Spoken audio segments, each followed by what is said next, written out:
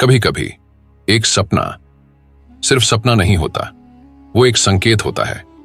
एक रास्ता दिखाता है उस खजाने की ओर जो कहीं बाहर नहीं, हमारे भीतर छिपा होता है। यह कहानी है सैंटियागो की, एक साधारण चरवाहा जो मिस्र के पिरामिडों की ओर निकला अपने सपने के पीछे। लेकिन हर कदम पर उसे मिलते हैं रहस्य, संकेत, प्रेम और आत्मा की गहराइयां। क्या सच में ब्रह्मांड हमारी मदद करता है जब हम सच्चे दिल से कुछ चाहते हैं? आइए इस अलौकिक यात्रा में उतरें, द एल्केमिस्ट की उस दुनिया में जहां हर चीज बोलती है, बस सुनने वाला चाहिए। एक पुराने गिरजाघर के खंडहर में, जहां कभी एक संत का निवास रहा था और अब केवल टूटी हुई दीवारें और एक विशाल जामुन का पेड़ था, एक चरवाहा लड़का अपनी भेड़ों के साथ ठहरा था। जामुन के पेड़ की जड़ें उस स्थान की पूरी मिट्टी में फैल चुकी थीं और वही उसका आश्रय था। लड़का हमेशा की तरह अपनी किताब को तकिए की तरह इस्तेमाल करता था और उसी पर सिर रखकर सो गया था। वह अक्सर इस जगह को अपनी रात गुजारने के लिए चुनता था क्योंकि यह उसकी यात्रा के रास्ते में पड़ता था। उसे ये जगह शांत लगती थी और उसकी भेड़ें भी यहां सुकून से आराम करती थीं। उस रात उसने फिर वही सपना देखा था जो वह कई बार देख चुका था। वह सपना अब उसके लिए रहस्य बन गया था क्योंकि हर बार जब वह उस खंडहर में सोता, वह एक ही सपना दोहराया जाता। उसने देखा कि एक बच्चा उसके पास आता है और उसका हाथ पकड़कर उसे मिस्र के पिरामिडों की ओर ले जाता है। बच्चा उससे कहता है कि अगर वह वहां पहुंचता है तो उसे खजाना मिलेगा। लेकिन जैसे ही बच्चा उसे खजाने का स्थान दिखाने वाला होता, लड़का जाग जाता। वह हमेशा उस सपने के सबसे महत्वपूर्ण हिस्से से पहले ही जाग जाता था। लड़का सोच में पड़ गया। वह जानता था कि उस सपने का कोई अर्थ है, वह केवल कल्पना नहीं हो सकती थी। उसने यह सपना इतनी बार देखा था कि अब उसे यह एक संकेत लगने लगा था, लेकिन वह यह नहीं समझ पा रहा था कि इसका क्या मतलब है। उसने फैसला किया कि वह इस बार इस संकेत को नजरअंदाज नहीं करेगा। सैंटियागो नामक यह लड़का कुछ वर्षों से एक चरवाहा था। उसने यह जीवन स्वयं चुना था। जब उसके माता पिता ने उसे सेमिनरी में भेजा था तो वे चाहते थे कि वह पादरी बने, क्योंकि यह उनके लिए सम्मान की बात होती। उन्होंने कठिन परिश्रम करके उसके लिए पढ़ाई का बंदोबस्त किया था। लेकिन सैंटियागो को किताबों से ज्यादा यात्रा का शौक था। उसे नए स्थानों पर जाना, लोगों से मिलना और दुनिया को अपनी आंखों से देखना पसंद था।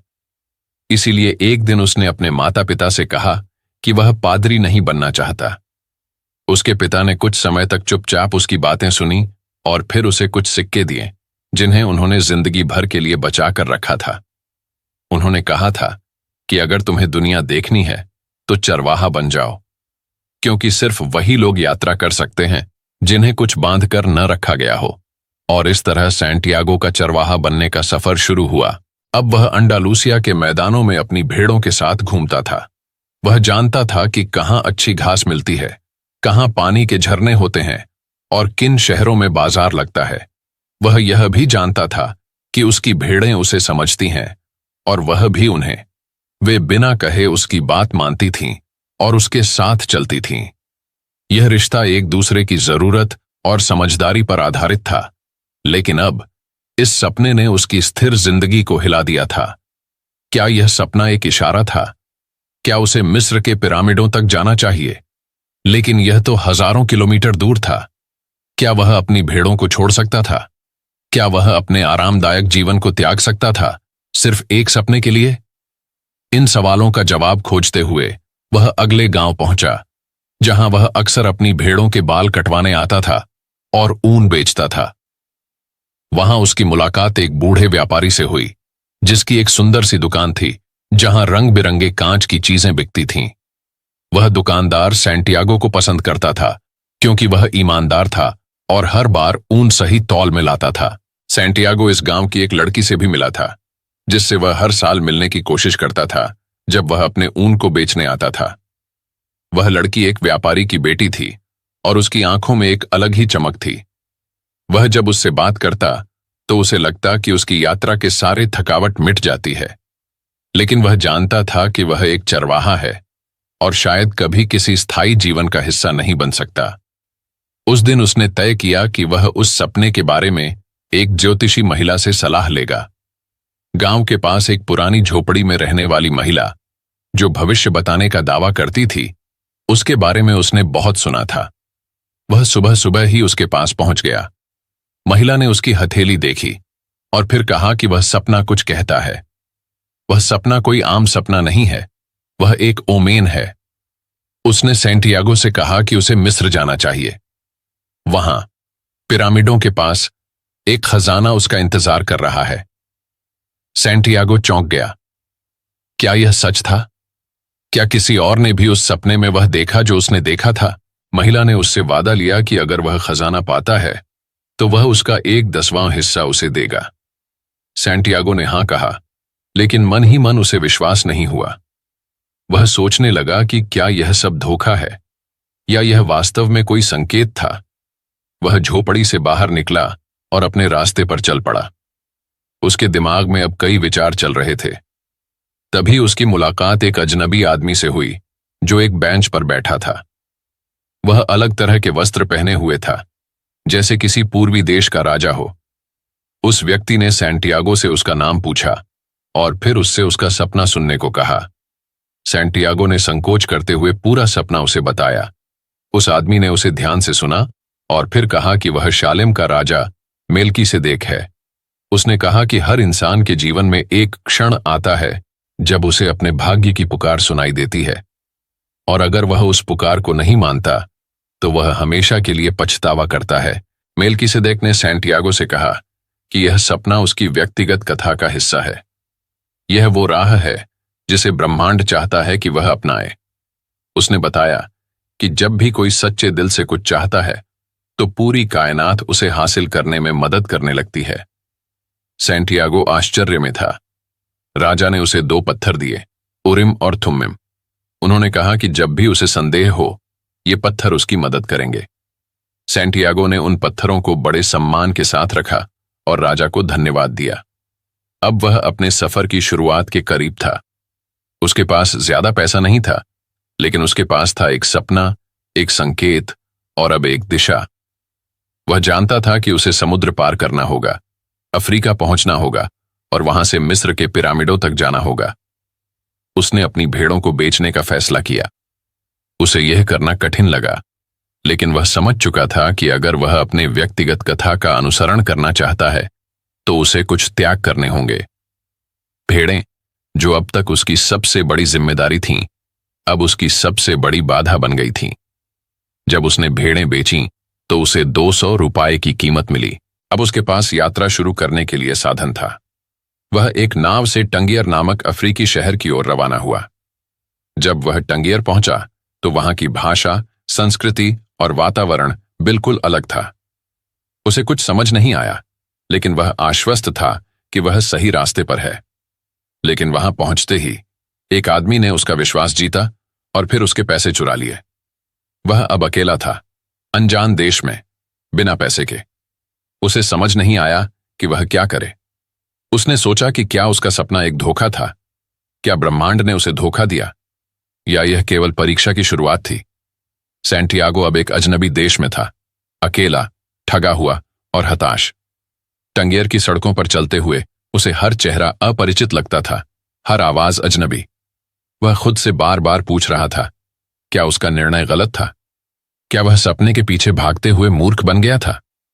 उसकी जेबें खाली थीं, लेकिन दिल में अभी भी वह सपना धड़क रहा था। वह एक छोटी सी दुकान के पास रुक गया, जहां कांच के टुकड़े और सजावटी वस्तुएं बिकती थीं। वह दुकान साफ सुथरी तो नहीं थी, लेकिन उसमें एक संभावना की झलक दिखी। दुकानदार अंदर बैठा था, चुपचाप। सैंटियागो ने इशारों में उसे पानी मांगा और फिर टूटी फूटी अरबी में अपनी बात समझाने की कोशिश की। दुकानदार ने महसूस किया कि यह लड़का जरूरतमंद है, लेकिन मेहनती है। उसने उसे एक दिन के लिए काम पर रख लिया। सैंटियागो ने तुरंत कांच की चीजों को साफ करना शुरू कर दिया। जब ग्राहक आए तो दुकानदार ने गौर किया कि लड़के की सफाई और व्यवस्था से बिक्री थोड़ी बढ़ी है। उस दिन के अंत में उसने सैंटियागो को थोड़ा सा खाना और कुछ सिक्के दिए। सैंटियागो को लगा जैसे वह फिर से शुरू कर रहा है, एक नई जमीन पर, नए सपनों के साथ। अगले दिन वह फिर से दुकान पर आया। उसने दुकानदार से कहा कि वह कुछ हफ्ते काम करना चाहता है ताकि थोड़ा पैसा जोड़ सके और मिस्र के लिए रवाना हो सके। दुकानदार ने पहले मना कर दिया, लेकिन फिर मान गया। उसने कहा कि वह खुद भी वर्षों से हज जाने का सपना देख रहा है, लेकिन कभी नहीं जा सका। कुछ ही दिनों में सैंटियागो ने देखा कि दुकान की स्थिति खराब होती जा रही थी। ग्राहक कम आते थे और बिक्री ठप थी। तब उसने दुकानदार को एक सुझाव दिया, क्यों ना दुकान के बाहर एक छोटी सी चाय की मेज लगाई जाए। इससे ग्राहक अंदर आएंगे और बिक्री बढ़ेगी। दुकानदार पहले हिचकिचाया, लेकिन फिर मान गया। सैंटियागो ने चाय परोसने का काम खुद संभाल लिया। धीरे धीरे दुकान चलने लगी, ग्राहक आने लगे और चाय के साथ कांच की वस्तुएं भी बिकने लगीं। 3 महीने बीत गए। सैंटियागो अब अरबी भाषा समझने लगा था और उसका आत्मविश्वास लौटने लगा था। उसने पैसे जोड़ लिए थे, यहां तक कि इतना कि वह अपनी भेड़ों की पहले से बड़ी संख्या खरीद सकता था। लेकिन उसका दिल अब भेड़ों की ओर नहीं खींचता था। उसके अंदर कुछ बदल चुका था। वह जानता था कि उसे अपनी व्यक्तिगत कथा की ओर बढ़ते रहना है। उसने दुकानदार से विदा ली, जिसने कहा कि वह अब अपने सपनों की तरफ एक कदम बढ़ा सकता है, भले ही वह खुद कभी मक्का ना जा सका हो। सैंटियागो ने तय किया कि अब वह मिस्र की ओर जमीन के रास्ते से जाएगा, सहारा मरुस्थल पार कर। उसने एक कारवां ढूंढा जो अल फयूम ओएसिस की ओर जा रहा था और उसमें शामिल हो गया। कारवां में बहुत से लोग थे, व्यापारी, तीर्थयात्री, सैनिक और बच्चे। सभी का अपना लक्ष्य था और सबको रेगिस्तान पार करना था। वह एक अंग्रेज यात्री से मिला जो अल्केमिस्ट की तलाश में था। वह आदमी किताबों में डूबा रहता था और सोचता था कि रहस्य सिर्फ शब्दों में छिपे होते हैं। उसने सैंटियागो को बताया कि अल्केमिस्ट वह होता है जो धातुओं को सोने में बदल सकता है और यूनिवर्सल लैंग्वेज समझता है। वह कहता था कि उसकी मंजिल अल फयूम ओएसिस है, जहां वह एक सच्चे अल्केमिस्ट से मिलना चाहता है। सैंटियागो उसकी बातें सुनता रहा, लेकिन वह जानता था कि ज्ञान केवल किताबों में नहीं होता, अनुभव में भी होता है। रेगिस्तान में हर दिन एक नई चुनौती होती थी। कभी धूल भरी आंधी आती, तो कभी दिन में चिलचिलाती गर्मी और रात में जमा देने वाली ठंड। लेकिन कारवां आगे बढ़ता रहा, रुकते चलते, टीलों को पार करते हुए। रेगिस्तान ने सैंटियागो को सिखाया कि प्रकृति के संकेतों को पढ़ना जरूरी है। हवा की दिशा, ऊंटों का व्यवहार, तारे, ये सब संकेत देते थे। और उसने सीखा कि ब्रह्मांड हमेशा कुछ कहता है, बस सुनने वाला चाहिए। कारवां का मुखिया बहुत अनुशासन प्रिय था। वह जानता था कि रेगिस्तान में एक छोटी सी गलती भी जानलेवा हो सकती है। जब कारवां ने ओएसिस की तरफ बढ़ना शुरू किया, तो खबर मिली कि 2 कबीलों के बीच युद्ध छिड़ गया है। अब कारवां को सावधानी से चलना था। रास्ता लंबा था, लेकिन हर मुसाफिर जानता था कि मंजिल तक पहुंचना जरूरी है। अंततः एक दिन ओएसिस की हरियाली की झलक दिखाई दी। रेगिस्तान की तपती जमीन पर हरियाली किसी स्वर्ग से कम नहीं थी। खजूरों के पेड़, पानी के झरने और मुस्कुराते लोग। ओएसिस में सबको शरण मिली। कारवां ने वहीं रुकने का निर्णय लिया। यहीं सैंटियागो की मुलाकात फैतिमा से हुई। वह एक सुंदर, शांत और आत्मविश्वास से भरी लड़की थी। वह खजूरों के पास पानी भरने आई थी। सैंटियागो ने पहली बार उसे देखा और उसकी धड़कनें तेज हो गईं। वह जानता था, यही है वह, जिसे वह अपने दिल से चाहता है। फैतिमा की मुस्कान में वह सब कुछ था जो वह जीवन भर ढूंढता रहा। उन्होंने बात करना शुरू किया। हर दिन वह उससे मिलने आता और बातें होतीं, भविष्य के बारे में, खजाने के बारे में, सपनों के बारे में। फैतिमा ने उससे कहा कि अगर उसका खजाना उसकी व्यक्तिगत कथा है, तो उसे पाना ही चाहिए। वह उसका इंतजार करेगी, क्योंकि अगर वह उसकी नियति में है, तो वह लौटकर जरूर आएगा। सैंटियागो ने उसका हाथ थामा और वादा किया कि वह जरूर लौटेगा। ओएसिस में एक रात उसे एक सपना आया। उसने देखा कि एक सेना ओएसिस पर हमला करने वाली है। वह जागा और तुरंत मुखिया के पास गया। मुखिया ने उसकी बातों को पहले हल्के में लिया, लेकिन जब सैंटियागो ने कहा कि वह यह सपना एक संकेत की तरह देखता है, तो मुखिया ने ध्यान दिया। उसने सैंटियागो से कहा कि अगर हमला हुआ और वह सही साबित हुआ, तो उसे इनाम मिलेगा, और अगर हमला नहीं हुआ, तो उसे मृत्युदंड मिलेगा। अगली सुबह हमला हुआ। सैंटियागो का सपना सही था। मुखिया ने उसे सोने के सिक्के दिए और सम्मान के साथ धन्यवाद किया। इस घटना के बाद ओएसिस के लोग उसे एक दृष्टा मानने लगे। अब वह उस अंग्रेज यात्री के साथ अल्केमिस्ट को ढूंढने निकला। रेगिस्तान के एक कोने में दूर टीलों के बीच उन्हें वह आदमी मिला जो अल्केमिस्ट कहलाता था। वह शांत, गूढ़ और तेज नजरों वाला था। उसने सैंटियागो की आंखों में देखा और कहा, तुम तैयार हो। रेगिस्तान की गहराइयों में, जहां रेत की लहरें आकाश से बातें करती थीं और हवा रहस्यों से भरी होती थी, सैंटियागो और अल्केमिस्ट एक साथ यात्रा पर निकल पड़े। सूरज की तपिश दिन में जलाती थी और रातों की ठंड हड्डियों तक उतर जाती थी, लेकिन उनके भीतर जो उद्देश्य था वह हर कठिनाई से बड़ा था। सैंटियागो अब जान चुका था कि उसकी व्यक्तिगत कथा उसे खजाने की ओर नहीं, बल्कि स्वयं की आत्मा की खोज की ओर ले जा रही थी। अल्केमिस्ट कम बोलता था, लेकिन उसकी हर बात ब्रह्मांड की तरह गूढ़ और अर्थपूर्ण होती थी।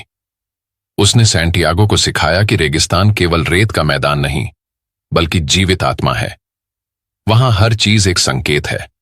हवा की सरसराहट, चील की दिशा, ऊंटों की बेचैनी, ये सभी उस यूनिवर्सल लैंग्वेज का हिस्सा हैं, जिसे केवल वही समझ सकता है जो दिल से सुनता है। एक रात जब वे अग्नि के पास बैठे थे, अल्केमिस्ट ने सैंटियागो से पूछा कि वह अपने खजाने को पाने के लिए क्या बलिदान देने को तैयार है। सैंटियागो ने बिना झिझक के कहा, सब कुछ। अल्केमिस्ट मुस्कुराया और बोला कि सच्चे इच्छुक वही होते हैं जो सब कुछ त्यागने को तैयार होते हैं, और जब कोई सच्चे दिल से कुछ चाहता है तो पूरी कायनात उसे वह दिलाने की कोशिश करती है। यात्रा के दौरान एक दिन वे एक कबीले के सैन्य शिविर में पकड़े गए। सैंटियागो डरा नहीं था, क्योंकि अब उसके भीतर डर की जगह विश्वास ने ले ली थी। अल्केमिस्ट ने कबीलाइयों से कहा कि लड़का एक साधारण यात्री नहीं है, बल्कि वह एक ऐसा आदमी है जो हवा में बदल सकता है। कबीलाइयों ने यह सुनकर सैंटियागो को 3 दिन का समय दिया। अगर वह हवा में बदलने में सफल हुआ तो उसे आजाद कर दिया जाएगा, नहीं तो मारा जाएगा। सैंटियागो भ्रमित था। वह जानता था कि वह ऐसा नहीं कर सकता, लेकिन वह यह भी जानता था कि ब्रह्मांड में सब कुछ संभव है। उसने 3 दिन रेगिस्तान के साथ बिताए, हवा से बात करते हुए, सूरज को सुनते हुए और अपने भीतर की आत्मा से संवाद करते हुए। तीसरे दिन वह एक टीले पर चढ़ा, अपनी बाहें फैलाईं और रेगिस्तान से एक हो गया। वह हवा में नहीं बदला, लेकिन उसने हवा को अपनी आत्मा से जोड़ दिया। एक भयानक तूफान उठा। रेत और हवा के बीच कुछ भी दिखाई नहीं दे रहा था। जब तूफान रुका तो सैंटियागो अकेला खड़ा था, शांत, स्थिर और पूर्ण। कबीलाइयों ने उसे मुक्त कर दिया। अल्केमिस्ट ने उसे बधाई दी और कहा, अब तुम तैयार हो। वे आगे बढ़े। अल्केमिस्ट ने उसे बताया कि अब वह उसके साथ आखिरी स्थान तक जाएगा। मिस्र के पिरामिड अब दूर नहीं थे। एक रात जब वे खामोश रेगिस्तान में साथ चल रहे थे, अल्केमिस्ट ने एक पुरानी झील के पास रुककर सोने का एक टुकड़ा निकाला। उसने उसमें से थोड़ा सा हिस्सा काटा और उसे सैंटियागो को देते हुए कहा, यह तुम्हारे लिए है, यह तुम्हारी यात्रा का एक स्मारक है। सैंटियागो ने उसे संभाल कर अपनी थैली में रख लिया। फिर अल्केमिस्ट ने कहा कि अब से उसे अकेले चलना होगा। वह अब अपनी मंजिल के बेहद करीब था और आखिरी कदम उसे खुद उठाने होंगे। सैंटियागो ने अल्केमिस्ट का धन्यवाद किया, उसके ज्ञान, साहस और विश्वास के लिए। अल्केमिस्ट मुस्कुराया और गायब हो गया, जैसे वह कभी आया ही न था। अब सैंटियागो अकेला था, लेकिन भीतर से पूर्ण। वह पिरामिडों की दिशा में आगे बढ़ा। आखिरकार कई दिन की यात्रा के बाद एक सुबह वह उस स्थान पर पहुंचा जहां से मिस्र के पिरामिडों की भव्य आकृति उगते सूरज की रोशनी में चमक रही थी। उसने घुटनों के बल बैठकर आंसू बहाए। वह जानता था उसका सपना उसे सही जगह पर ले आया है। उसी समय उसने जमीन में हाथ डालकर रेत हटाई, खजाना खोजने के लिए। लेकिन तभी कुछ लुटेरे वहां आ पहुंचे। उन्होंने उसे पीटा, उसका पैसा छीना और पूछा कि वह वहां क्या कर रहा था। सैंटियागो ने सच सच बता दिया। उसने सपना देखा था कि पिरामिडों के पास खजाना है। लुटेरे हंसने लगे। उनमें से एक बोला, मूर्ख, मैं भी 2 साल से एक सपना देखता हूं कि स्पेन में एक पुराना गिरजाघर है जहां एक आम का पेड़ है और वहां खजाना छिपा है। लेकिन मैं इतना पागल नहीं कि उस सपने के पीछे जाऊं। फिर वे उसे छोड़कर चले गए। सैंटियागो वहीं लेटा रहा, दर्द में लेकिन मुस्कुराता हुआ। अब उसे पता चल चुका था कि खजाना कहाँ है। वह वही जगह थी जहां से उसकी यात्रा शुरू हुई थी।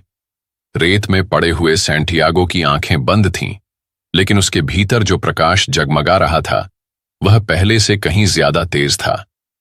मिस्र के पिरामिडों तक पहुंचने की जो यात्रा उसने तय की थी वह एक दैहिक मार्ग नहीं बल्कि आत्मा की यात्रा थी। अब वह जान चुका था कि खजाना वहां नहीं था जहां वह सोचकर आया था, बल्कि वहां था जहां से वह चला था। उसके शरीर पर घाव थे, लेकिन मन में संतोष था। उसकी आत्मा अब स्पष्ट थी। रेगिस्तान, अल्केमिस्ट, फैतिमा, दुकान, वह बूढ़ा राजा, सब कुछ अब एक सूत्र में बंध चुका था। उसे समझ में आ गया था कि ब्रह्मांड की भाषा केवल शब्दों से नहीं, अनुभवों से बोली जाती है, और वह अब उस भाषा को सीख चुका था। कुछ दिन बाद वह फिर टंगियर के बंदरगाह की ओर वापस चल पड़ा। अब उसका हर कदम हल्का था, जैसे उसे रास्ता दिखाने के लिए खुद ब्रह्मांड उसके साथ चल रहा हो। सफर लंबा था, लेकिन हर दिन उसे उस क्षण के करीब ला रहा था जहां वह खजाने के सामने खड़ा होगा। कई हफ्तों की यात्रा के बाद वह अंततः स्पेन के उस पुराने गिरजाघर के पास पहुंचा जहां उसने सबसे पहले सपना देखा था। वह आम के पेड़ की ओर देखता रहा, वही पेड़ जिसकी छाया में वह अपनी भेड़ों के साथ सोया करता था और जहां उसने पहली बार सपना देखा था। उसने रेत को हटाया, मिट्टी को खोदा, और वहां उसे एक पुराना संदूक मिला। उस संदूक को खोला तो उसकी आंखों में विश्वास और आनंद के आंसू भर आए। संदूक सोने के सिक्कों, कीमती रत्नों और पुराने स्पेनिश खजानों से भरा था।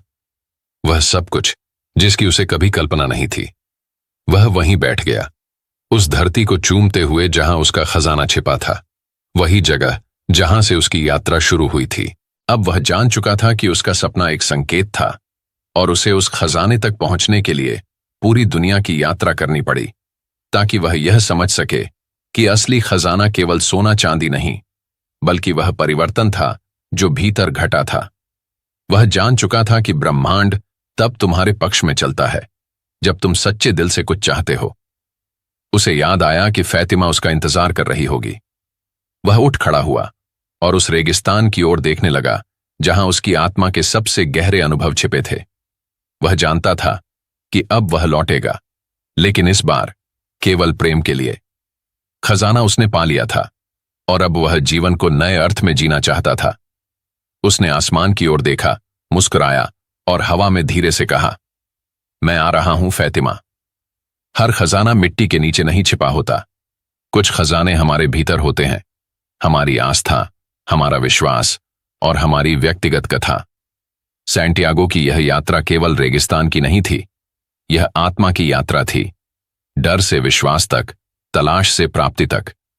अगर आपने भी कभी कोई सपना देखा है तो यकीन रखिए, ब्रह्मांड उसे पूरा करने में आपका साथ जरूर देगा।